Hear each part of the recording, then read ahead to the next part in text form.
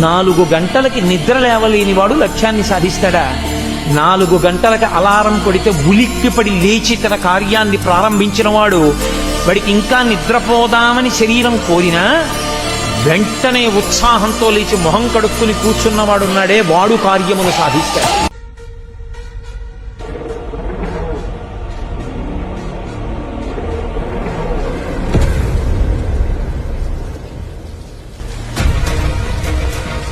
It's okay. I'll show you. We will show you.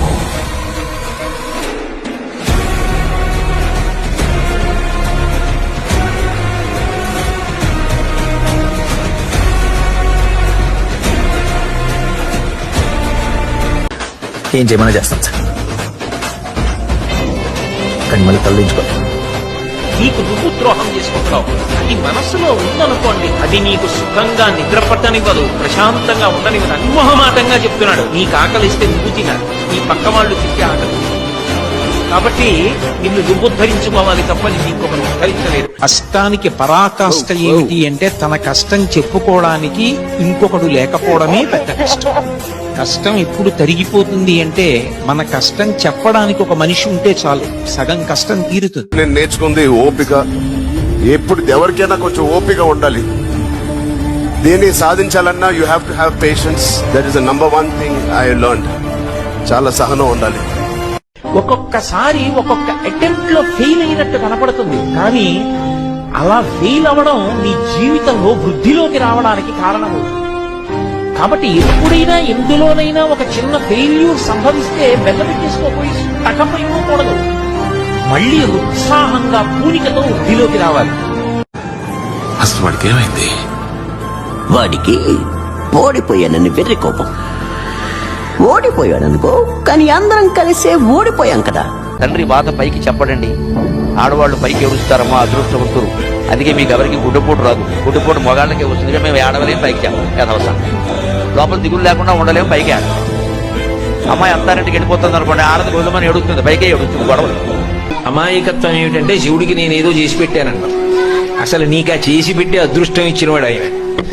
ఆయన కాలిలా కదిపితే చరణ యుగళస్తే, ఆయన పాదముల దగ్గర శుభములన్నీ పడి ఉంటాయి. ఇంకా నేనేమిస్తాను? నేను ఇవ్వగలిగింది ఒకటే, కమర్థం దాస్యేహం భవతు భవదర్థం మమ మనః. నీ మనసు ఆయన పాదముల దగ్గర పెట్టి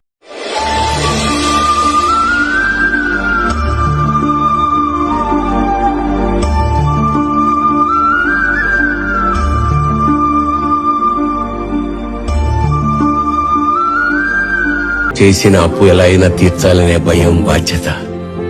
అది తీర్చకుండా పోతే పోయే పరువు, మధ్యతరగతి పడే ఆరోగ్యాన్ని అంత తొందరగా పాడవనివ్వదయ్యా. నేనిది సాధించాలి. కష్టమా సుఖమా ఒకనాడు నేను అనుకున్నదవుతా. అప్పటి వరకు నేను ఇలా కష్టపడవలసింది అంతే. సాన పెడితే కాని వజ్రానికి కాంతి రాదు, ముఖం పెడితే కాని బంగారానికి మెరుపు రాదు. కర్ర లోపల అగ్ని ఉంటుంది, కర్రని కర్రతో రాపాడిస్తే కాని నిప్పు పైకి పుట్టదు. నీరు భూమిలో ఉంటుంది, భూమిని తవ్వితే తప్ప జలపడదు.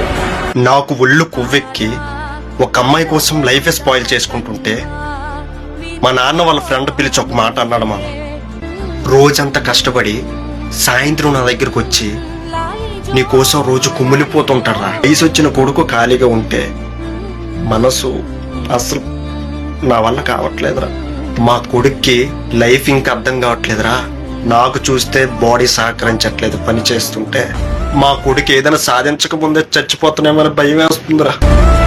ఒక్కోసారి ఆటలో పెయిన్ వస్తే డాక్టర్ దగ్గరికి వెళ్తే డాక్టర్ ఏమైనా చెప్పేస్తారేమో నా టెన్షన్ వచ్చేస్తుంది. మా కొడుకు సాధించిన తర్వాత హ్యాపీగా చచ్చిపోయినా పర్వాలేదురా. లేదు అంటే పార్ట్ 1లో తండ్రి కొడుకు కోసం బాధపడ్డాడు, పార్ట్ 2లో కొడుకు తండ్రి కోసం బాధపడ్డాడు. డోంట్ మిస్ చేసుకుంటూ thank you for your support.